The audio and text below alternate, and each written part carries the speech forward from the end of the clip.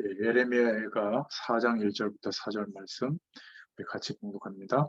슬프다 슬프다 어찌 그리 금이 빛을 잃고 순금이 변질하였으며 성소의 돌들이 거리 어디마다 쏟아졌고 순금에 비할 만큼 보배로운 시온의 아들들이 어찌 그리 토기정이가 만든 길 항아리 같이 여김이 되었고 들깨들도 젖을 주어 그들의 새끼를 먹이나 날 내 백성은 잔인하여 마치 광야의 파도 같도다. 젖먹이가 목말라서 혀가 2,000장에 붙으며 어린 아이들이 떡을 구하나 베어줄 사람이 없도다. 아멘.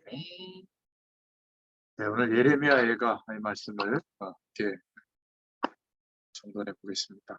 전체 제목은 복음의 눈물이라는 제목으로 은혜를 나누겠습니다.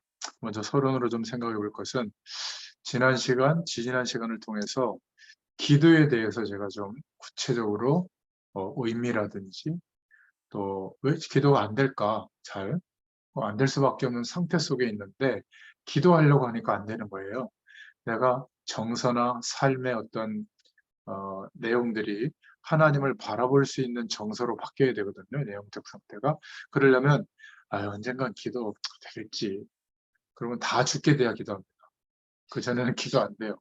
하나님이 어쩔 수 없이 이 예레미야 시대처럼 멸망을 줘서 깨닫게 합니다. 그러기 전에 기도가 안 되는 상태를 인식하고 안 되는 건 맞으니까 그러면 하나님을 바라볼 수 있는 영적 상태로 바꾸는 시도를 해봐야 되거든요. 그래서 시간을 정해놓고 좀 정시로 억지로라도 한 달 정도를 지속해 보면 기도가 가끔씩 이렇게 되어지기 시작합니다. 하나님을 바라보고 싶은 마음이 어려워서가 아니라 시작이 되고 하루에 한 번 정도 또는 2번 정도 가장 편안한 시간을 확보해서 말씀을 묵상하고 생각하고 기록해보고 그 말씀에 비춰서 내 현실도 생각해보는 이런 기도가 돼요.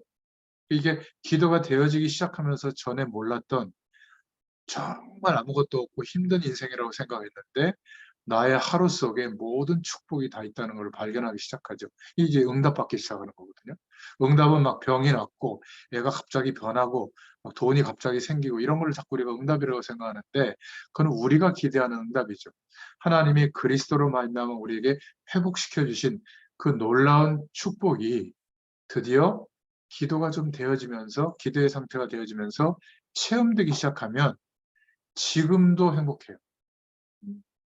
행복하다는 게 뭘 많이 소유해서가 아니거든요. 하나님의 영이 임해 있는데 그 성령의 충만함이 경험되기 시작하는 겁니다.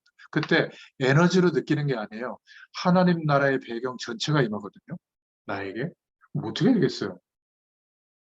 경험해 보셨을 겁니다. 근데 이게 매일 경험되면서 오는 말씀이 무엇을 내게 말하고 있구나. 왜 이 말씀을 하나님 내게 주셨지? 왜 그렇게 이상한, 예를 들어 우리 목사님이 이상한 비유나 뭐 이상한 얘기를 하면서 그렇게 말씀하셨을까? 처음에는 지난주에 보호자를 모시고 누가 갈까? 제목부터 약간 좀 이상하지 않습니까? 그게 임마누엘의 축복이 나타나야 되는데 나타나지 않고 있다는 거 아니겠어요? 생각해보고 왜 이상한 단어를 써서 제목을 주시고 말씀을 주셨지? 그러면서 이제 선교사님들이 왔다가 돌아가면서 뭐 같이 식사를 나누거나 아니면 뭐 차 한잔 하거나 이러면서 이제 선교 현장의 얘기를 이렇게 들어보면 이래서 그렇구나. 우리가 이렇게 너무 말씀이 주어지니까 우리는 귀찮을 정도로 그냥 이렇게 살아가고 있잖아요. 전 세계 현장은 정말 흑암 세력이 장악하고 있습니다. 미국 대학만 해도 하나님의 교회, 뭐 어머니 하나님 이렇게 얘기하는 이상한 단체 있잖아요. 아무것도 아닌 것 같은데 미국 그 50개 주 대학 앞에 시스템을 다 깔아놨어요. 그리고 교회는 안 가요. 뭐 이렇게 차별이라든지 뭐 이런 거 누구에게 싫은 소리를 이렇게 나이가 어떻게 돼 이런 것도 못 물어본대요. 문화 자체가. 근데 이 하나님의 교회 이쪽에서는 그냥 무조건 대학에 가서 막 자기들 교리를 전하고 세를 확장하는데 어마어마하게 퍼진다고 그래요. 여호와 증인보다 더 퍼진다고 합니다. 중국 소식도 들어보면 그 중국에 막 코로나 시국에 닫혀 있는데도 가서 포교 활동을 하는 겁니다. 전 세계에 깔리고 있어요. 그런 이상한 세력들이 눈 떴다니까. 해외에 많은 사람들이 있구나. 왜냐하면 교회가 침묵하고 있으니까. 우리가 복음운동 속에 들어와서 약 20년, 30년 동안 여전히 우리는 삶의 근거가 나잖아요. 우리의 삶. 이러고 있는 사이에 이 이상한 단체들은 막 세계화돼가지고 그것도 이제 미디어를 활용해가지고 비대면으로 어마어마하게 파고들고 있는 겁니다. 그런 소리를 이렇게 들으면서 그래서 보좌를 모시고 누가 갈고 이런 제목으로 말씀을 하나님 주셨구나. 이렇게 이제 깨달아지거든. 이게 말씀을 붙잡고 생각하고 기도하는 시간이 있어야 되는 겁니다. 그러면 당연히 왜 말씀을 통해서 하나님이 내게 뭘 말하고 있는지를 알게 되고 이제 그 방향으로 삶의 우선순위의 내용들을 정돈해가는 실천을 할 수 있는 거거든요. 그러니까 이런 삶이 말씀 성취의 응답으로 바뀌어지고 인도받고 변화되고 그 응답을 누리는 게 기도 응답인데 우리는 그냥 그런 거는 없이 삶의 변화는 없이 어떻게 되냐면 이 문제가 이렇게 있는데 이거 빨리 황금으로 변하게 해주세요. 오늘 황금으로 변했다. 이게 기도 응답이 아니에요. 이상해지는 거지. 우리 애가 공부도 할 이유도 없고 영적인 축복도 모르고 이러고 있는데 갑자기 좋은 대학만 가고 막 좋은 사람 만나서 결혼하고 막 대기업에 취직하면 됩니까? 큰일 나는 거예요. 왜냐하면 그게 나쁘다는 게 아니라 하나님 없어도 살만한 가능성이 맞다라는 결론이 오는 거 아니에요. 차라리 몇 년 재수하는 게 낫고 차라리 상처받아서 헤어지는 게 낫고 대기업 갔다가 막 이상한 부정 저질러가지고 발각되는 게 낫고 제가 극단적으로 얘기하지만 가장 중요한 이 영적인 축복은 모르는 채로 키운 겁니다. 많이 생각해 보세요. 내가 누리고 있는 이 기도의 비밀, 삶의 변화와 하나님의 역사를 알려줄 수 있어야 되거든요. 말하는데도 안 들어요, 아무도. 그러니까 하나님이 어쩔 수 없이 멸망을 시켜서라도 포로로 끌려가게 해서라도 복음을 회복한 소수를 데리고 다시 언약을 회복하는 언약 성취의 길은 하나님이 역사하시고 있기 때문에 그 믿음의 사람들을 세워가시는 장면을 역사서를 통해서 우리가 봤단 말이에요. 근데 이제는 선지자들을 세워서 그 시대에 구체적으로 말씀하시는 내용들을 저희가 이제 매주 한 권씩 이렇게 보고 있는 겁니다. 그 중에 오늘 예레미야 애가예요. 그러니까 예레미야서는 멸망 직전에 어떤 예언서라면 예언한 내용이라면 이제 예레미야 애가는 멸망을 본 겁니다. 그 얼마나 안타깝겠어요. 그렇게 예언을 했는데도 하나님의 말씀을 중요하게 생각하지 않다가 멸망이 임했는데 그 비참함을 보고 노래한 내용이 예레미야 애가예요. 그래서 애통하는 노래라는 뜻이죠. 그러니까 참 3년간의 그 포위를 예루살렘 성벽이 막 뚫리고 바벨 군대가 침입해가지고 성벽을 다 무너뜨리고 어떻게 재건한 성벽들인데 또 왕궁과 아주 똑똑한 사람들 엘리트들은 다 집들 다 파괴해버리고 이들을 끌고 가가지고 바벨론 왕국을 세우는데 막 불쏘시개로 쓰잖아요. 그리고 왕들도 막 이렇게 눈알이 뽑혀가지고 막 끌려가고 막 이런 것들 폐허가 된 그 나라를 보면서 예레미야가 한탄만 하고 있는 게 아니라 회복할 하나님의 소망이 회복될 것을 마지막 장에 가보면 또 노래하는 장면이 나옵니다. 그래서 신앙생활에 제일 어려운 게 뭔가 이런 부분들을 우리가 생각해 봐야 되는데 제일 어려운 것이 교회 가서 시험 드는 거거든요. 시험 들 필요가 없는데 뭐 목회자, 교회 분위기, 여러 가지 일들 그거는 사람들이 모여서 하는 일이기 때문에 그럴 수 있는 겁니다. 그죠? 조금 아주 많이 하면 좀 우리가 볼 때는 범죄 비슷하니까 좀 경계심이 있지만 인간은 다 그럴 수 있는 거예요. 그것 때문에 너무 막 힘들어하지 마시기 바랍니다. 그런 것들을 넘어설 수 있는 믿음이 있어야지. 아니면 예수님이 목회하는 교회 가도요. 시험들 수제자 3명만 사랑하잖아요.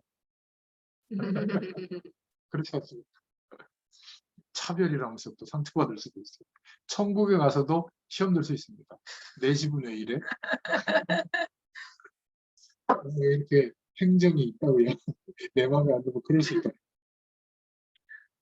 그래서 시편 126편 5절에 눈물로 씨를 뿌리는 자는 기쁨으로 단을 안고 돌아온다.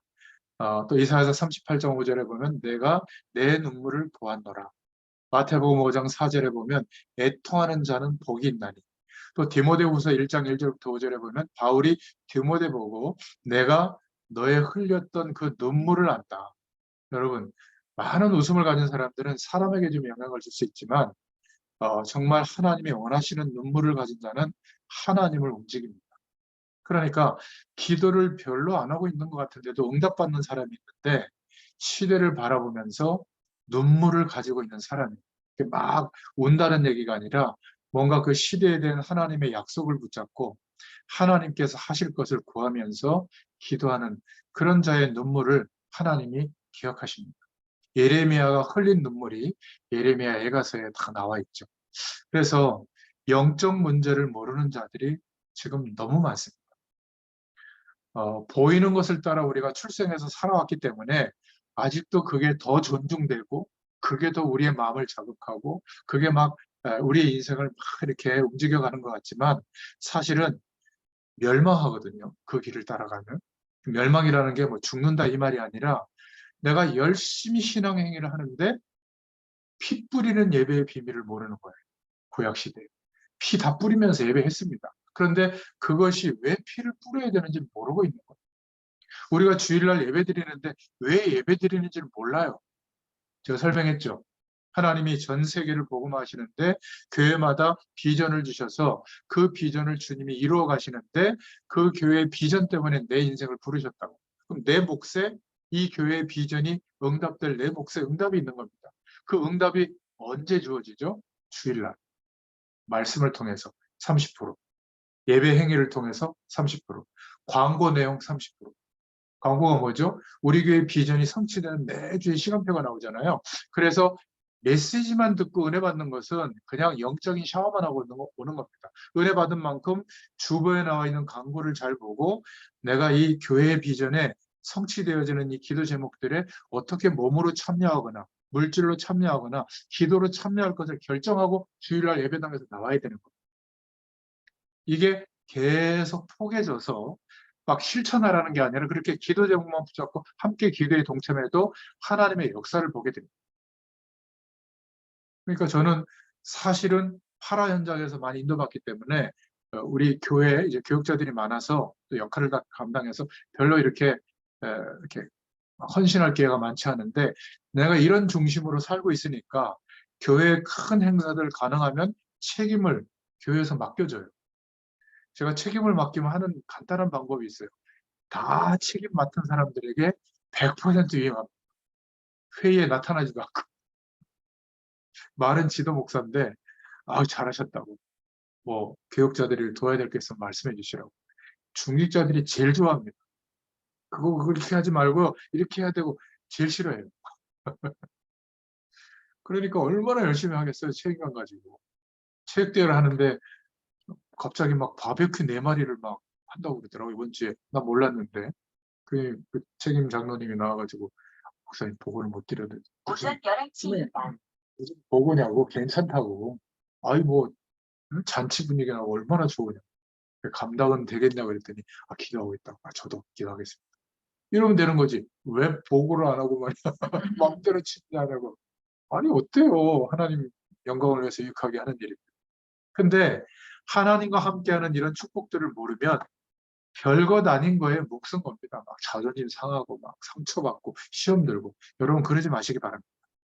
하나님께서 이 시대와 우리의 현장을 보고 하나님이 탄식하고 계시는 그 눈물을 나도 갖고 있으면 하나님은 응답의 문을 여시고 만남의 축복의 문들을 열어주십니다. 그래서 1장이 예루살렘이 완전 멸망한 내용이 나오고요. 2장에는 성전과 예루살렘이 함락하는 내용. 그리고 3장에는 선지자가 먹을 거 구하러 다니다가 막 기절할 정도로 굶어가지고 그런 장면도 나옵니다.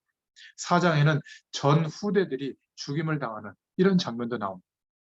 지금 하나님을 모르는 사람들이 하나님이 없다고 생각합니다. 그리고 이 세상에 행복할 수 있는 조건들을 따라서 인생 전체를 거는데 어느 날 내 힘으로 감당할 수 없는 별일 아닌데 내가 보면 뭐 남편이 돈 안 벌어야 된다. 내가 벌면 될 거 아니에요. 쉬운 말로. 뭐 아내가 밥을 안 해준다. 내가 해먹으면 될 거. 와이셔츠를 안 다려준다. 안 다려주는 옷 입고 다니면 될 거 아닙니까? 그냥 와이셔츠는 안 다려 입는 옷이다 이렇게 생각하고 다니면 될 거 아니에요?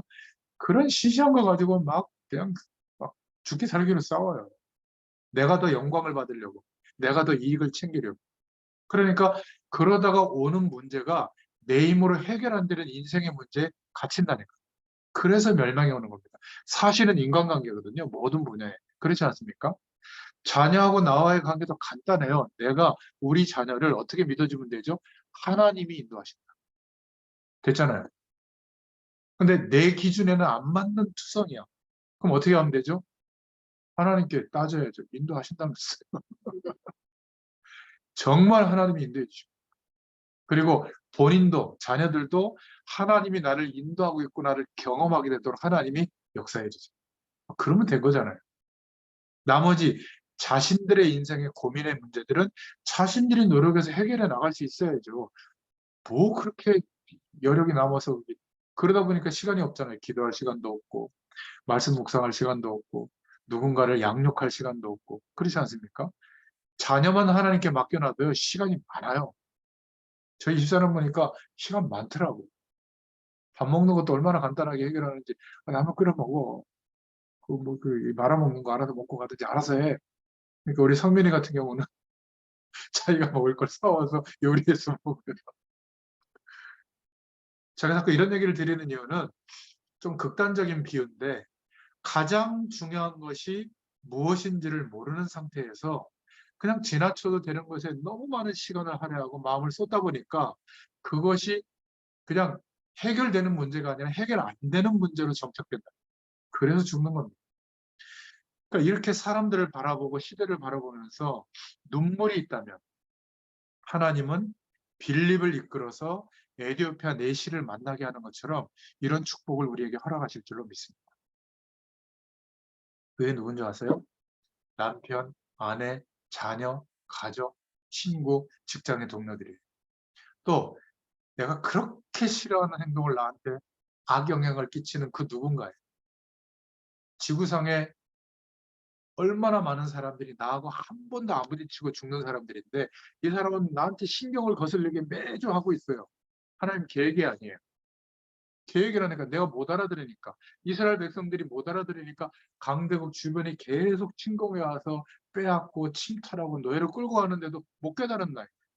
선지자들이 목숨 걸고 순교하면서까지 얘기하는데 아무도 안 들어요. 하나님이 왜 가나안 땅에 거하게 하는지. 가나안 땅이 어딥니까? 우리가 지금 살고 있는 땅 아니에요? 왜 내가 지금 내 현장에서 삶 속에서 살고 있는지 이렇게 많이 이야기하고 고통을 주면서도 얘기하는데도 정말 관심이 없어요. 희한하죠. 사람은 똑같구나. 난 이스라엘 백성들이 왜 이럴까 했는데 우리 쳐다보면 비슷해요. 그래서 감사했어요. 아, 목회자가 참 끝까지 필요하겠구나. 다른 소리를 많이 해주는 게 아니라 같은 소리를 계속해서 되겠구나. 왜냐하면 그대로 가는 사람들이 정말 희박해요. 근데 어느 날 하나님의 시간이 되니까 하나님이 바꾸세요. 어떻게 바꾸신 줄 아세요? 감사하면서 빚진 자의 심정으로 하나님이 부르신 부르심의 이유를 따라 내 인생 전체를 드리는데도 죄송한 마음으로 순종하고 따라가더라고요. 저는 여러분들이 이 축복의 사람이 되기를 원합니다. 이때 시작이 돼요. 하나님의 역사. 이거는요. 내가 봐도 이건 하나님의 역사가 맞구나. 인정될 만큼 하나님이 역사하십니다. 그래서 문제를 모르니까 답도 모르는 거 아니겠어요? 왜 하나님을 모르는 사람들이 어려움 속에 재앙 속에 끝나는지 제사나 영적인 행위를 안 하면 당장 문제가 오니까 점술, 무속, 오성을 쫓아갈 수밖에 없잖아요. 소속이 영적으로 소속이 하나님께 속해 있지 않기 때문에. 출애굽기 20장 1절부터 5절에 그러다 보니까 최고로 형성된 우상에 빠질 수밖에 없죠. 이 사람들이 대충 사는 게 아닙니다. 얼마나 열심히 사는지 몰라요. 그런데 점점 마음의 짐과 고통이 증가하고요. 그러니까 수고하고 무거운 짐이 탁 눌려있죠. 사도행전 8장 4절부터 8절에 결국 몸의 병이 납니다. 내 힘으로 감당할 수 없고. 누가복음 16장 19절부터 31절에 실컷 고생하다가 행복하게 끝나면 좋은데 영원한 또 지옥으로 가요. 그죠? 그 철레역정 만화. 마태복음 27장 25절에 보면 이상하게도 안 그랬으면 좋겠는데 나의 후대들에게도 똑같은 더 합쳐진 부모의 배경, 아버지의 배경, 엄마의 배경, 가문의 배경이 합쳐져서 자녀들에게는 더 이상하게 나타난다. 이거를 끊어야 돼요. 어떻게 끊을 수 있죠? 그리스도로 담내야 됩니다. 그래서 나의 인생도 물론이거니와 우리 후대들의 인생도 그리스도로 하나님이 끝내셨다. 지금 보여지는 모습들은 과정인데 반드시 변화된다. 믿으셔야 돼요. 이 믿음 안에서 하는 잔소리는 자녀들에게 전달이 됩니다. 마음에 딱 부딪혀요. 그런데 짜증나서 참다 못 견뎌서 폭발해서 하는 잔소리는 상처가 됩니다. 그럼 비수가 돼서 안 빠져나가요. 우리 애들이 가끔 그런 얘기합니다. 어린 시절에 제가 했던 행동. 아빠 그랬잖아. 얘들이 다 커서 잊어버린 줄 알았는데 그게 박혀 있나 봐. 나 그렇게 팼잖아. 저도 뭐 답이 있었어요. 막 폭발하니까. 어떡하겠습니까? 힘은 나무들지 젊을 때. 지금 힘들어서 그렇게도 못하는데. 수련회 때 장면 기억하십니까? 텐트 폴대 뽑아가지고 애들 끼고 싸워가지고. 텐트 뿔때 뽑고 네. 아이고 네. 교회들 다 있는데 교회들 다 있는 데서 저는 뭐 그런 거 가리지 않거든요. 애들만 안 듣고 맨날 제가 좋은 소리 하니까 우리 애들은 막 곱게 큰 줄 알죠. 안 그래요. 지금도 계속 시행착오를 겪고 있어요. 결국 내 힘으로 안 되니까 저는 믿음이 좋아서가 아니라 어쩔 수 없이 주님께 맡긴 거예요. 근데 맡겨보니까 하나님 하시더라고요. 근데 자녀들만 그렇겠어요? 우리의 일, 하나님께로부터 받은 사명, 전부 주님이 하십니다. 그러니까 하나님이 말씀하신 그 언약을 존중하고 약속을 존중하고 부르심을 존중하고 하나님의 역사를 존중해서 살아야 되는데 세속되어져서 세상의 것으로 살려고 하니 7가지 이스라엘에 덮쳤던 문제가 똑같이 온 겁니다. 애굽에 노예됐던 일, 블레셋과의 전쟁, 아람 나라의 공격, 아수르의 공격과 약탈, 바벨론의 공격으로 멸망한 것, 로마 시대의 속국이 된 것, 전 세계로 후대들이 유리방황하게 되고 노예로 팔려가고 이런 일들이 지금 우리 시대에도 들이닥치고 있다니까. 여러분 이게 보여줘야 돼요. 이게 안 보이면요 아직 살만하다니까 이 세상. 그러니까 벽을 쌓고 불교 이론처럼 산속에 들어가서 살아라 그 말이 아니라 재앙 만난 이 시대가 보이니까 내가 여기에서 사는 이유가 바뀌는 거예요. 하나님 나라의 배경을 누리면서 이 축복을 어떻게 알리고 전달할까? 그 해결할 길이 없어서 기도하는 거예요.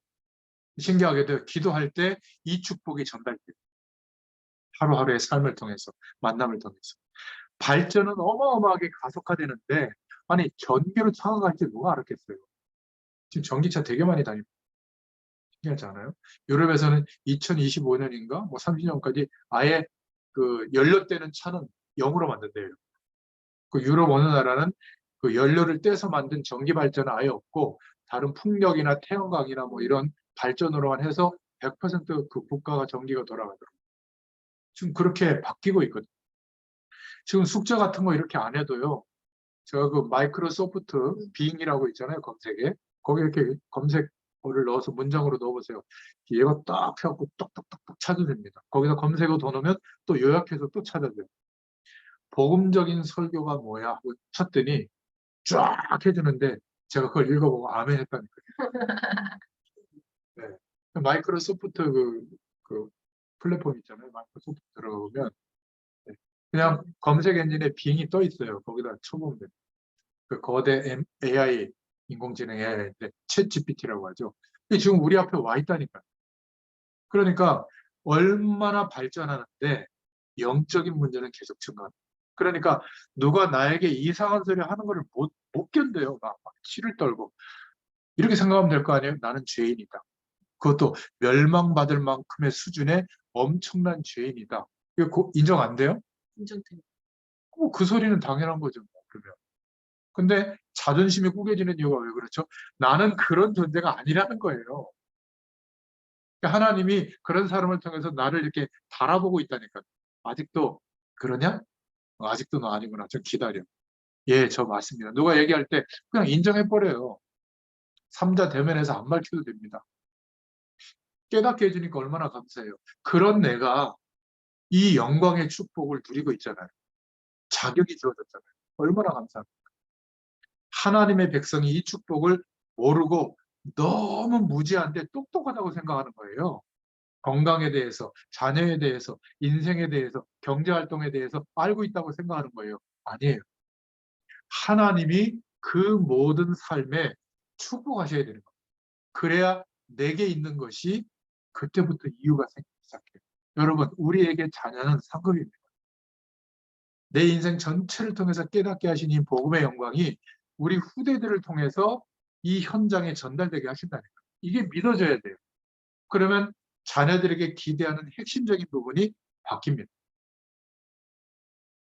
정말 이 아이가 엘리트로 서서 막 세상을 막 좌지우지하고 그런 생각 없어져요. 그거 고생스럽습니다. 자기만 행복하게 살면 되는데 10,000명을 행복하게 만들어야 돼. 내가 이 결정 요번에 잘못하면 10,000명이 죽어요. 길거리에 나앉아. 어떻게 살겠어요? 그러니까 자살하는 거예요. 대그룹 회장이. 정치권에 압박이 들어오니까. 버틸 수가 없고 말이죠. 그렇다고 다 넘겨줄 수는 없고 말이죠. 그런 엘리트로 살길 원합니까? 저는 아니더라고요. 하나님의 축복을 누리면서 오늘 하루 하나님의 영광을 위해서 전도자로 살기를 저는 소망하거든요. 저는 반드시 우리 후대들을 그렇게 하나님이 역사해 주실 줄로 믿습니다.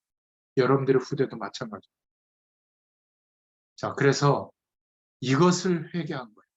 하나님이 뜻을 돌이키신 거예요. 요나서 3장에도 나오고요. 열왕기하 19장에도 나오죠. 조금만 하나님 앞에 나를 포장하지 말고 진실하게 서서 하나님께 구하면 응답의 문이 열립니다. 그리고 여전히 과거나 지금이나 앞으로나 동일하게 그리스도로 말미암아 나에게 주어진 하나님의 약속은 동일해요. 믿으시길 바랍니다. 이때부터 나의 근본적인 문제에서 해방되는 겁니다. 그리고 가장 중요한 삶의 기본과 기초들이 삶에서 많은 부분들이 회복되어집니다. 자, 그렇다면 오늘 간단하게 복음 가진 1세대 부모들이 붙잡아야 할 예레미야 예가의 말씀을 정리해 보겠습니다. 예레미야 예가 1장 1절에 슬프다 이 성이여 전에는 사람들이 많더니 이제는 어찌 그리 적막하게 앉았는고 전에는 열국 중에 크던 자가 이제는 과부같이 되었고 전에는 열방 중에 공주였던 자가 이제는 강제 노동을 하는 자가 되었도다. 시대를 볼 수 있어야 내가 보입니다. 이게 예레미야 예가에서 주시는 첫 번째 메시지. 이 시대에 정말 비참한 것이 보여져야 이 속에 내가 왜 있는지, 우리 다음 세대가 왜 있는지 이게 보인다. 그래서 애가라는 말 자체가 비통함이라는 그런 비통한 노래라는 뜻 아니에요? BC 586년에 예루살렘이 멸망한 바로 그 직후에 기록했죠. 시대를 보면서 비통함을 느끼게 된 겁니다. 예레미야 예가의 주제와 특징이 멸망의 참성을 그대로 기록했고 말씀과 해결을 거절한 이스라엘의 참혹함을 알리고 그러나 하나님이 회복시킨다. 새 소망을 주시려고 하는 그러니까 지금 상태의 삶으로는 안 된다는 거예요. 가나안 땅에 존재하는 이유를 모르고 살고 있고 우상의 배경을 받아들여서 강대국과 화친해서라도 잘 먹고 잘 사는 게 목적이라면 안 된다는 거예요. 그래서 멸망을 시켜서라도 하나님이 회복시키려고 하는 겁니다. 이 말을 이해하시겠어요? 저는 왜 예수 믿는 사람들이 이렇게 어려운지 몰랐어요. 하나님의 뜻이. 그렇게 해서라도 가장 중요한 하나님의 축복을 깨닫게 하고 회복시키려고 하는 겁니다. 그 축복이 회복돼야만 나와 함께하는 사람들에게도 답을 줄 수 있습니다. 그렇지 않겠습니까? 이런 답이요. 괜찮아. 이 답이에요. 정말 괜찮습니다. 하나님이 함께하고 있는데 뭐가 문제가 되겠어요? 괜찮아 정도가 아니라 하나님이 너에게 역사할 거야. 이런 답을 줄 수가 있는 거예요. 그러니까 일어나. 그러니까 열심히 해. 잘 안 돼도 괜찮아. 한번 해봐. 이거 하고 그따구로 살아가지고 뭐가 되겠냐. 그 랩넌트 대회도 갔다 오더니 말이야. 기도 수첩도 사줬는데 하지도 않고 말이야. 주로 이런 대화거든요. 그건 무슨 얘기죠? 근본에 안 믿고 있는 거예요. 하나님이 인도하고 계시는 거죠. 우리는 하나님이 계시잖아요. 하나님을 믿고 인도받을 수 있기를 바랍니다. 그리고 우리는 뭘 보죠? 사람들의 사는 모습. 고통 중에 있는 모습. 저는 예전에 그걸 본 게 있습니다. 장학금을 받는 장면을 봤는데 어려운 아이들에게 주는 장학금. 근데 애들이 기쁘게 받는 게 아니라 쫙 줄 세워놓고 이름 부르는데 고개를 푹 숙이고 있는 거예요. 그리고 별로 기뻐하지 않는 듯한 모습, 그러니까 부끄러운 모습으로 받는 거예요. 안 받으면 안 되니까. 왜 장학금을 저렇게 줘야 될까? 그냥 구자로 쏴주면 안 될까? 네? 안 그래요? 꼭 앞에 세우고 사진 찍고 이렇게 해야 돼요. 주면서. 그래서 우리 애들한테는 엘리트 장학금, 성적 잘 나와서 받는 장학금 외에는 신청하지 마라. 없으면 내가 알바를 해서라도 그만큼 될 테니까. 내가 안 받게 했거든. 더 어려운 애들 받게 해라. 악착같이도 받는 애들도 있어요. 부모님들이. 목회자 자녀들도. 되게 잘했다 잘못됐다를 떠나서 제가 지금 알려야 되고 싶은 하나님의 메시지가 뭐냐면 이 시대가 멸망 중에 있다는 게 보여야 돼요. 이 시대와 이 세상은 우리나라는 지금 잘 살고 있는 게 아니에요. 하나님 없는 배경, 특히 영매에 사로잡힌 영적 지도자들이 영적인 게 아니지 사회 계층의 지도자들이 득세하고 있는 사회거든요. 그럴 때마다 어떤 일이 벌어졌죠? 친애굽파, 친바벨론파 나라여서 각축전이 벌일 때 바벨론과 애굽이 3년 동안 이 조그마한 강원도만한 땅덩어리 이 유대 나라에서 전쟁터가 됐다니까요. 3년 동안 완전히 초토화돼 가지고 멸망당한 겁니다. 우리가 지금 그럴 상황에 놓여 있다니까요. 기도하셔야 돼요. 그래서 우리 다음 세대들에게 굉장히 어려운 이야기인데 이 시대를 볼 수 있어야 돼요. 너무 막지 마세요. 시행착오도 겪고 안 좋은 일도 겪어봐야 됩니다. 그래야 세상에는 답이 없구나. 더 일찍 알 수도 있어요. 예레미야가 눈물을 많이 흘린 사람인데 이걸 본 겁니다.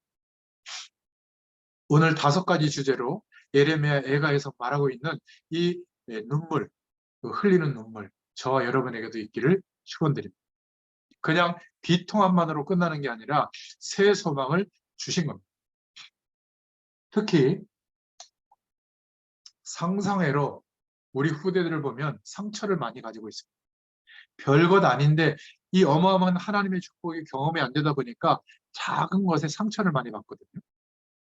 가정에 또는 자기의 어떤 질병에 또 진로에 이렇게 문제가 와 있는 아이들은 보통 문제가 저는 아닐 거라고 봐요. 그래서 시급합니다. 복음이 무엇인지. 정말 그리스도로 말미암아 우리에게 회복되어지고 지금도 경험될 수 있는 이 놀라운 축복이 무엇인지를 내가 사는 이유를 가지고 설명해 줄 수 있어야 될 줄로 믿습니다. 하나님이 복음을 주시겠다고 하신 거예요. 이걸 놓치니까 이스라엘에게는 자꾸 문제가 오는 겁니다. 저는요, 예수 그리스도를 깨닫고 믿는 순간도 그러했지만 내 신분이 어마어마하다. 그리고 예수님의 이름으로 기도하면 모든 저주의 세력, 마귀의 세력이 꺾인다는 걸 알고요. 놀랐어요. 그리고 기도했거든요. 꺾입니다. 여러분 가정, 가문, 여러분 알고 있는 사람들 중에 명단적으로 기도하는 사람이 있다면 이들의 영적 배경이 꺾여요. 이 배경이 강한 자들, 악한 세력이 붙들고 있는 세력이 꺾여야 복음의 대화도 되고 그리고 하나님을 바라볼 수 있는 그 마음도 생기거든요. 여러분 진짜 중보기도해 주시길 바랍니다. 잠깐씩 기도해도 돼요. 우리에게 이런 권세가 있다는 것을 저는 알고 나서 그때부터 사실은 막 기도하게 됐거든요.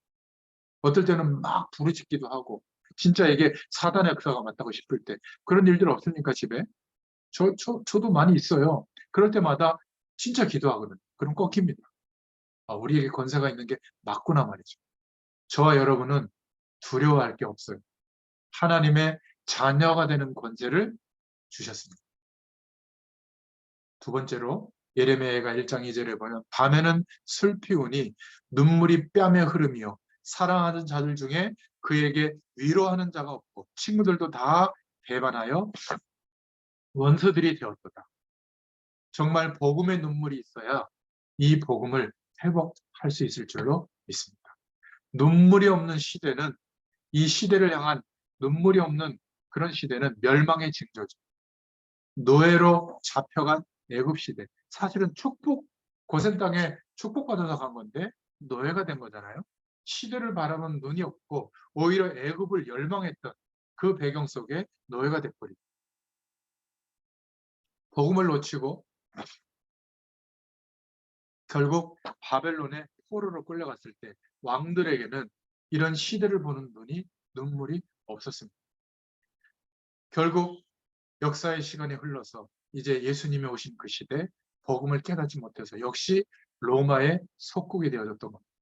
유대인들에게는 지금 예레미야와 같은 큰 눈물이 없었어요. 오히려 착각했죠. 우리들을 위한 야훼고 저 이방 민족은 죽여야 될 그 이방 민족을 멸하실 메시아로 생각했거든요. 거꾸로 생각한 거예요. 그러니까 복음적인 눈물이 없고 복음을 깨닫지 못하다 보니까 열국 중에 크던 자가 망하게 됐고 슬피 우니 막 위로하는 자가 없고 친구도 배반해 많은 고난에 사로잡혔고 1장 3절에 1장 6절에는 모든 영광이 떠나갔다. 즐거움이 비웃음으로 변했다. 1장 7절에 대적이 손을 펴서 모든 보물을 빼앗았다. 10절에 또 13절에는 골수에 불을 보내어 그들을 이기게 했다. 청년들을 부수셨다. 1장 15절에 눈물이 물같이 흘러내릴 만큼 참혹했다. 1장 16절에 이런 표현을 하면서 시대를 바라보면서 정말 기도했던 예레미야. 이 복음의 눈물을 깨달을 때 회복되죠. 당신들의 생명을 구원하시려고 당신들보다 앞서 나를 보내셨다. 창세기 45장에 복음을 깨달은 하나님의 이유를 깨달은 요셉의 눈물이었을 겁니다. 그죠? 감옥에서 얼마나 고생했겠어요. 노예 생활이 하면서. 그런데 그 형들 앞에서 예레미야 33장 1절부터 3절에 그 어마어마한 하나님의 예언을 선포했는데 아무도 귀담아 듣지 않고 오히려 감옥에 가뒀을 그때에 하나님의 말씀이 임하잖아요. 부르짖고 기도할 때 크고 은밀한 일을 보여주신 겁니다.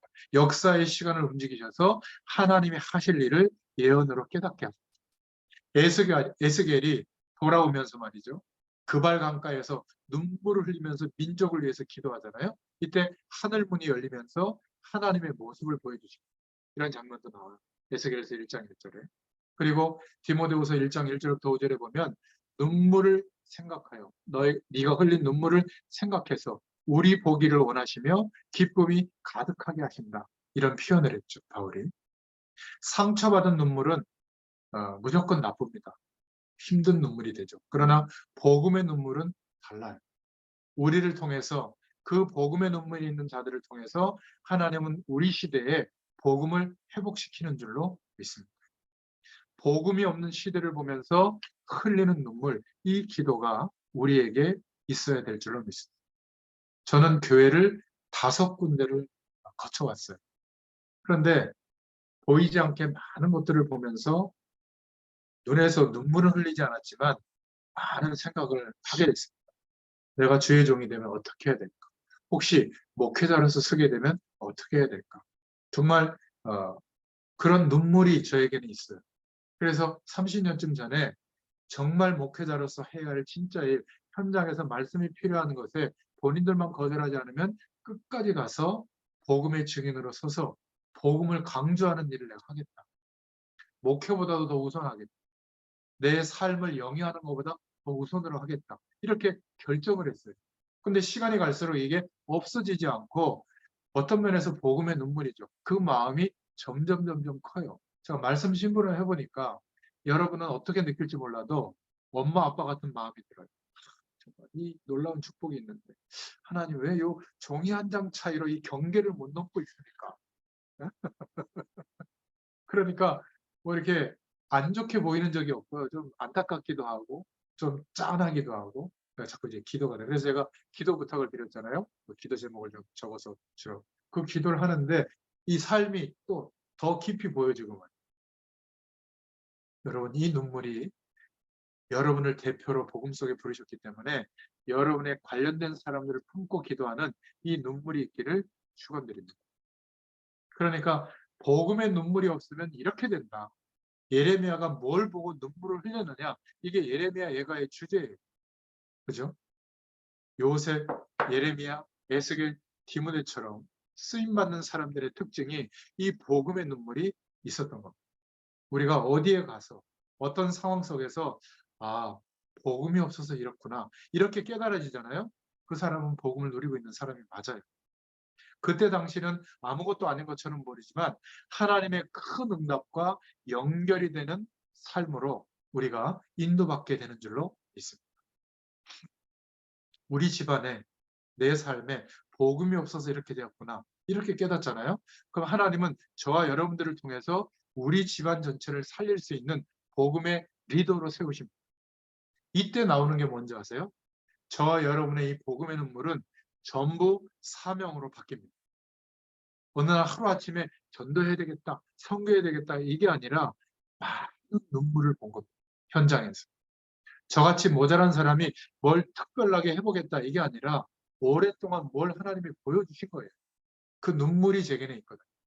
그때 사명이 생겼는데 이 축복이 제가 말씀 전하는 상대방들에게 전달되기를 지금도 원해요. 나이는 어려도 우리 후대들이 이 눈물이 있다면 하나님의 응답들이 나타나게 될 줄로 믿습니다. 반대말은 뭐죠? 집구석은 왜 이래? 이 교회는 왜 이래? 이게 뭐죠? 아직 복음의 눈을 뜨지 못한 겁니다. 복음을 모른다는 게 아는데 복음의 눈물은 없는 겁니다. 언약적 한은 없는 거죠. 아, 우리 집에 이래서 그렇구나. 우리 교회가 이래서 그렇구나. 내 친구들이 이래서 그렇구나. 이 복음의 눈을 뜨게 되면 예레미야처럼 기도하게 될 줄로 믿습니다. 예레미야 2장 1절에 또 세 번째 기도 제목이 복음의 한이 있어야 소망을 가질 수 있게 됩니다. 언약적 한이 없는 백성은 하나님의 힘이 없어요.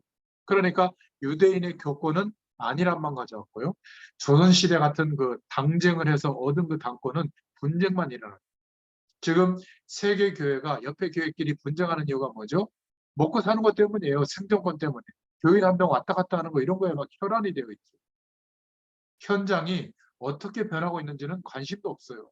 너무 안타까운 겁니다. 작은 교회 교인들이 큰 교회로 오면 부흥이 아니라 소멸이에요. 교회가 무너지는 거 아니에요? 안타까워야 되는데 기뻐한다니까. 이건 문제가 있는 겁니다. 우리는 복음의 한이 있어야 소망이 생겨요. 모든 궁궐을 삼키게 하고 견고한 성을 무너뜨리게 하고 그래서 근심과 애통을 더하게 하시는 예레미야가 2장 5절에 성막을 초막같이 헐어버리고 하나님이 자기 대전을 버리시고 말이죠. 2장 7절에 이거를 보고 언약적 한이 생겨야 됩니다.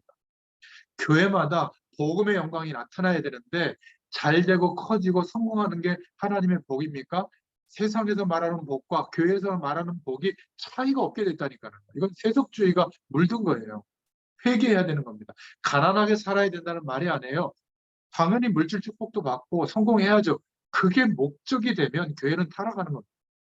어떨 때는 그러한 조건들을 일부러라도 버리는 결정을 해야 돼요. 하나님의 영광을 위해서. 버려야 된다가 아니라. 그런데 그거를 죽어도 못하는 거예요. 그러니까 교회가 커지면 커질수록 주의 종들이 현장을 더 바라봐야 되는데 배경을 더 누리는 겁니다. 이게 너무 안타까워요. 그래도 몇몇 목사님들이 은퇴하기도 전에 그 나이도 전에 은퇴하면서 좋은 후계자에게 교회를 위임하고 또 아예 그 교회를 관여하기 위해서 물러나는 게 아니라 아예 떠나서 새로운 선교와 전도를 또 인도받는 그런 인생을 보거든요. 참 존경스럽더라고요. 왜 저렇게 인도받지 못할까? 저게 복음적인 결론적인 삶이 아닐까? 많은 배경을 가지고도 전도할 수 있지만 나 혼자도 전도할 수 있잖아요. 오히려 더 하나님의 영광이 나타나지 않겠어요? 배경 속에 나타나는 능력은 하나님이 역사 안 해주잖아요. 근데 아무 배경이 없다. 더 능력으로 역사하시겠죠. 전 이걸 더 믿습니다. 제가 이렇게 좀 있는 사람들이 싫어하는 이유가 있는 것 같아요. 좀 자기들한테 이렇게 해야 되는데 저 그거 이상하게 잘 안 되거든요. 죄송하지만 저희 목사님 찾아가서 명절 때 인사해 볼 때가 한 번도 없어요. 뭔가 잘 보이는 그런 태도가 있는 것 같아요. 저는 어떤 마음이 있냐면 우리 목사님이 은퇴하시고 아무도 안 알아줄 때 제가 8화1장의 쉴 틈을 준비해서 회장님으로 모실 거예요. 몰라 우리 목사님. 저 그런 마음이 있거든요. 누가 뭐래도 우리 목사님의 좋은 거 안 좋은 거 제가 거의 다 알거든요. 누가 뭐래도 저는 은혜를 받아요. 왜? 아니 7천 전문 사역을 할 수 있도록 길을 열어준 분이 저분인데 저 여러분하고 이렇게 지속적으로 만날 수 있는 마음 상태가 갖춰진 게 저분을 통해 주신 하나님의 말씀 때문이거든요. 근데 내가 그 은혜를 어떻게 잊겠습니까? 마음에 안 드는 건 안 드는 거고, 그러나 하나님의 역사는 똑같아요. 여러분, 이런 은혜가 여러분들을 섬기는 교회에서도 회복되기를 축원드립니다. 언약적인 한을 갖자. 다른 것만. 요셉의 한은 30년 만에 이루어졌잖아요. 형들 앞에서 딱 얘기했잖아요. 모세의 한은 80년 만에 출애굽기 3장에 나타나잖아요. 사무엘과 다윗의 한은 부모로부터 받았죠. 언약적 한이. 또 엘리야와 엘리사의 한은 국가를 바라보고 품었던 장자 언약의 한이었죠. 바울과 디모데의 한은 시대와 미래에 대한 것이었습니다. 여러분, 복음적인 한이 생기면 그때부터 소망이 생겨요. 여기서 머물러 있을 그런 상태가 안 되는 겁니다. 혹시 여러분이 전도 현장을 보면서 눈물 흘린 적이 있습니까? 내 아이만이 아니라 우리 아이가 자라는 그 현장을 보고 눈물 흘린 적이 있어요? 아이들이 갈 때 있습니까? 학교 안에 어디 선생님이나 친구들과 함께 뭔가 내 자신을 들여다볼 수 있는 그런 게 있습니까? 요즘 시대에? 없어요. 유일하게 소극적으로 해소하는 게 게임이거든요. 그것마저 막으면 어떡하라고. 제발 좀 핸드폰 좋은 거, 게임할 수 있는 이렇게 좋은 컴퓨터 사주시기 바랍니다. 게임이라도 하면서 해소해야지. 중독된다고요? 왜 중독이 됩니까? 하나님이 계십니다. 중독될 만할 때 어디를 부러뜨려서라도 막아주시겠죠. 자기 힘으로 안 되면. 그걸 믿어야지. 그리고 아이와 게임을 가지고 왜 소통을 못합니까? 한번 접속해서 하기도 하고. 제가 하도 이렇게 얘기했더니 목사님은 그 게임에 중독된 그 심각함을 몰라서 그래요. 제가 속으로 그래요. 넌 하나님을 안 믿는 거야. 중독됐으면 하나님께 맡기고 더 기도하면 될 거 아니에요. 제가 지금 드리는 말은 뭐냐면 중독되게 해라 그 말이 아니라 아이들의 현장이 보이냐 그 말이에요. 어디 몸담을 데가 없다니까. 지금 청년들은 어때요? 그래도 우리 세대까지만 해도 마르고 닳도록 일할 수 있고 집 살 수 있고 이렇게 출발할 수 있었잖아요. 젊은 세대들은요. 출발 자체가 완전 기울어진 끝에 낭떠러져요. 정말 불쌍해. 그렇게 공부했는데 200만 원, 300만 원 벌기가 어려워요. 대기업에 가도. 그러다가 논팽이 하나 잘못 만나면 또 그거 다 삐끼고 말이에요. 그 얼마나 안타까운지 몰라요. 이 청년들의 삶을 보면. 근데 또 청년이라고 교회 와서 맨날 일 시키고 그러니까 얘네들이 막 죽으려고. 그럼 어디로 도피하겠어요? 따뜻한 말 해주는 오빠. 나한테 최고라고 하는 그녀에게 인생을 올인하지 않겠어요? 그럼 어떻게 될까요? 여러분 아시다시피. 끝장나는 거지 뭐. 그게 1년이 갑니까? 2년이 가고 요즘 왜 D-Day 며칠 써놓은 줄 알아요? 오래 간 팀이 없으니까. 그러니까 결혼해서도 그 D-Day 안 없애더만. 그 지금 며칠 됐다고. 불안하니까 그러는 거예요. 그 불안함의 상징이거든요. 저만 해도 그런 거 아무것도 없어요. 그냥 100% 믿고 있거든요. 나를 최고로 존중하고 사랑하는 우리 집사람일 거라 생각하고 우리 집사람도 그렇게 생각할 거예요. 맞아요. 그게 믿음의 관계에서 유지되는 그 관계가 더 축복이지. 그거 이벤트하고 나 사랑해 오늘 몇 번 하나 세고 있고 말이지. 제 말을 이해하겠습니까? 복음적인 한. 이 축복이 시작될 때부터 하나님이 주시는 진짜 소망이 생기게 될 줄로 믿습니다. 네 번째, 예레미야 3장 1절부터 2절에 여호와의 분노의 매로 이런 표현을 썼거든요. 고난당한 자는 나로다. 나를 이끌어 어둠 안에서 걸어가게 하시고 빛 안에서 걸어가지 못하게 하셨습니다. 복음적인 고통을 깨달아야 재앙을 이길 수 있다. 시대마다 세상에 하나님 없는 그 기쁨들은 고통으로 반드시 다가옵니다. 창세기 6장 노아 시대, 창세기 11장 바벨탑 시대, 디모데 후서의 고통하는 때, 그죠? 반드시 고통으로 다가옵니다. 그런데 이 복음적인 고통이 없이 복음을 붙잡는다? 불가능해요. 내가 왜 이렇게 어려운 시대에 어려운 배경 속에서 살고 있을까? 이것을 고민하다가 하나님의 이유와 복음의 능력을 소유하게 되거든요. 그래야 재앙을 이길 수 있습니다. 우리의 종교 행위로는 불가능해요. 그래서 예레미야 3장 22절 23절에도 보니까 여호와의 자비가 무궁하심으로 진멸되지 아니하며 이것이 아침마다 새로운 참 중요한 고백이죠. 아침마다 이 축복을 누린 겁니다. 주의 성실이 크심을 누리게 될 줄로 믿습니다. 다른 내용은 읽어보시고요. 고통을 기쁨으로 바꾸게 될 때 복음 안에 있게 되는 겁니다. 아직 내가 고통스럽다. 복음의 능력으로 나의 삶이 감사와 기쁨으로 아직 바뀌어져 있는 상태는 아닌 거예요. 그렇죠?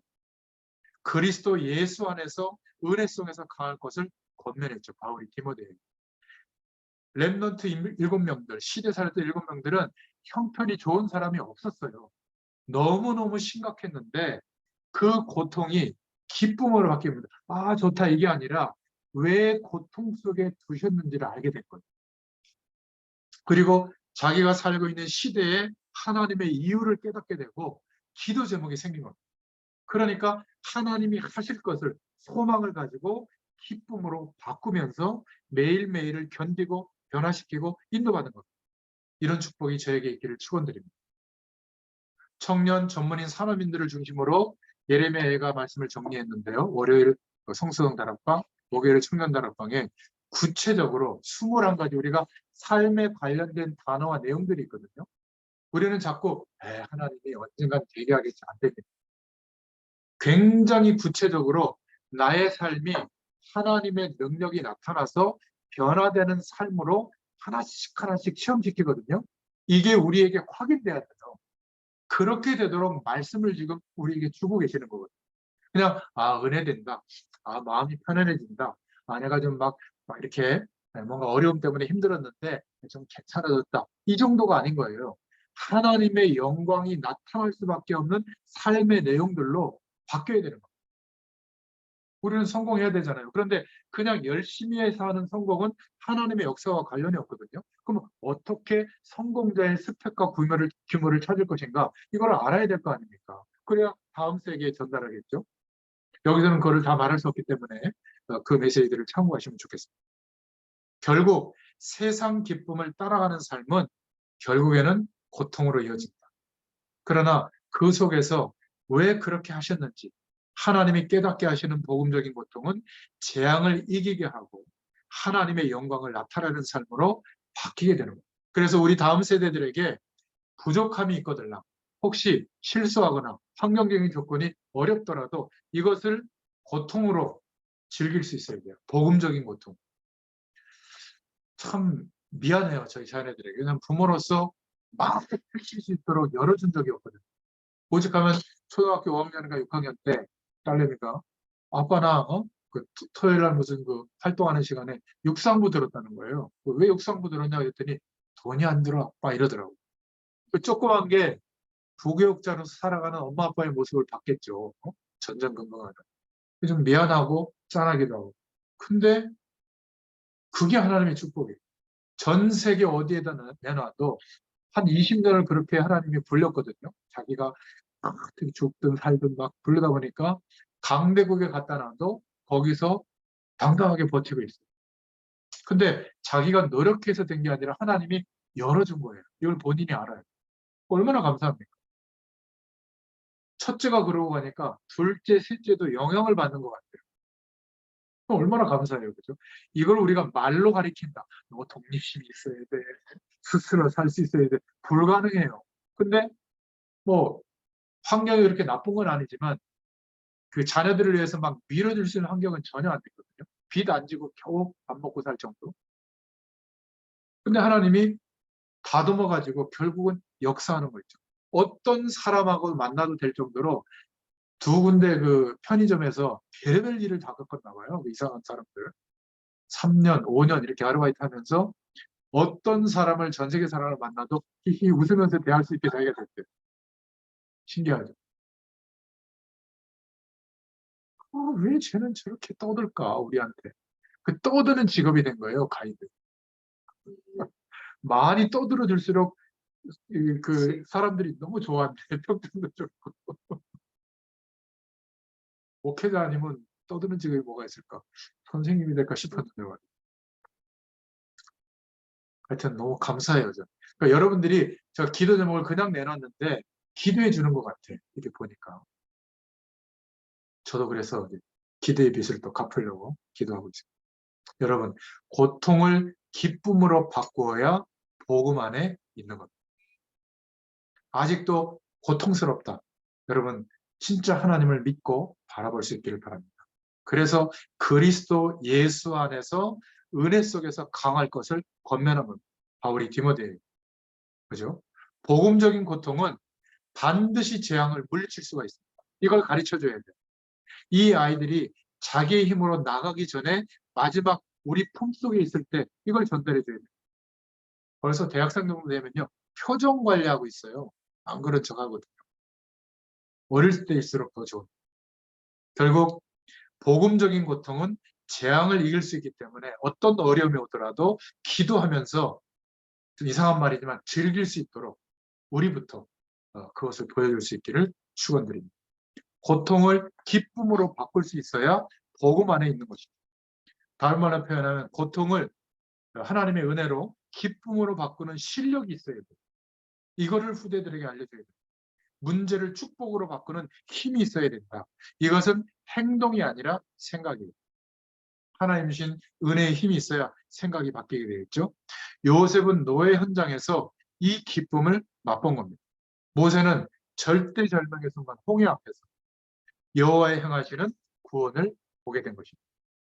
다 버려진 그 시대에 사무엘은 이상한 엘리 선지자가 거하는 언약궤 옆에서 다윗은 죽이려고 하는 사울을 피해 다니면서 엘리야와 엘리사는 가장 악한 아합 왕 시대의 핍박 속에서 이사야는 나라가 멸망한 포로 현장 속에서 바울과 디모데는 핍박 속에서 이 축복을 누린 겁니다. 여러분 문제가 오면 꼭 기억하세요. 찬스입니다.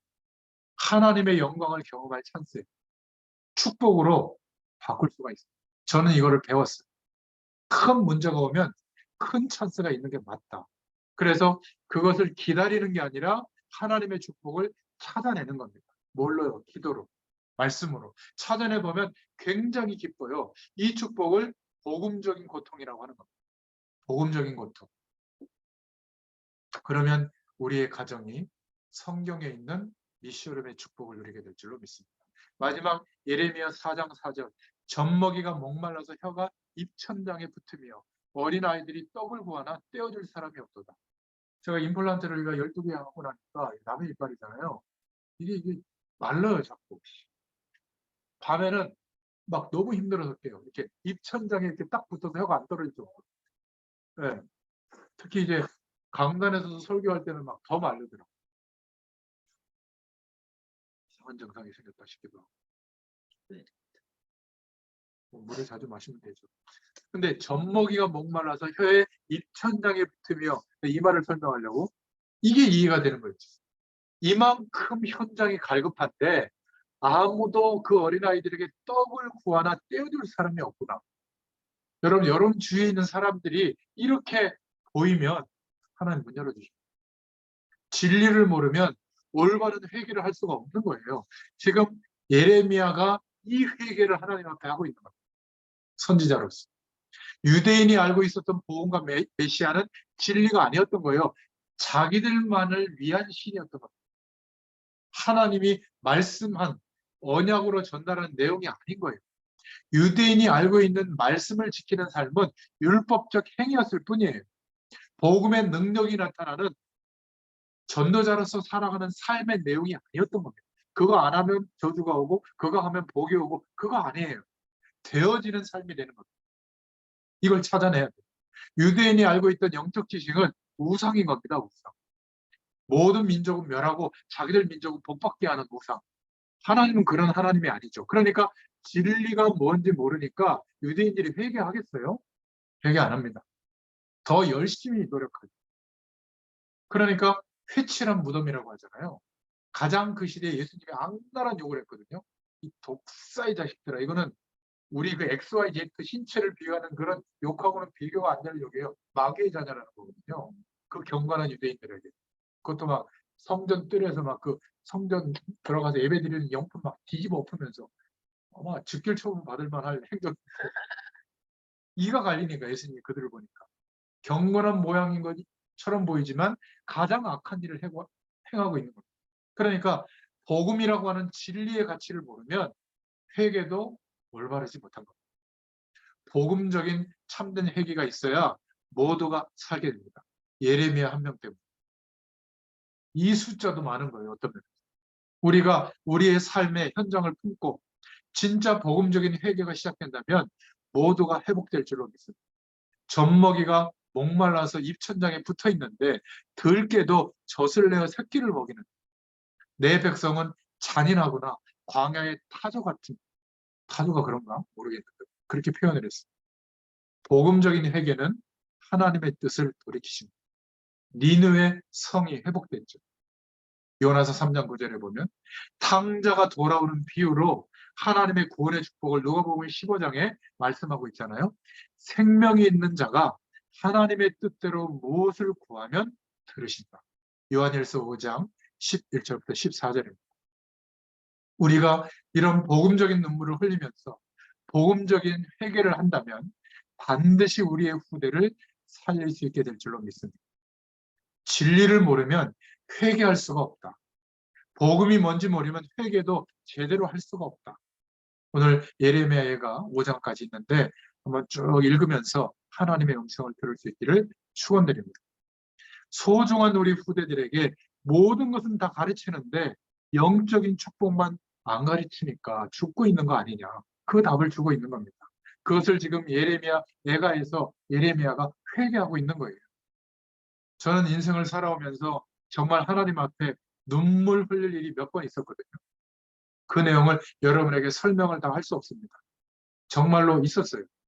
그것 때문에 제 자신이 오히려 복음을 깊이 붙잡을 수 있는 계기가 됐어요. 그러고 나니까 그 뒤에 오는 응답이 뭐 있다 없다 떠나서 하나님이 주시는 힘을 제가 구하고 그 힘을 얻고 이 힘을 가지고 살고 있어요. 저는 여러분에게도 이 축복이 있기를 축원드립니다. 기도하겠습니다. 하나님, 오늘 예레미야 애가를 통하여 예레미야가 시대를 바라보며 하나님 앞에 회개의 고백을 드리고 또 참된 소망을 회복하며 그 응답의 말씀을 우리에게까지 전달하시는 하나님의 음성을 듣게 하심을 감사합니다. 성경을 읽으면서 하나님께서 이 시대에도 동일하게 역사하실 하나님의 말씀이 우리에게 임하는 축복이 있게 하여 주시옵소서. 예수님의 이름으로 기도드렸습니다. 네. 감사합니다. 감사합니다.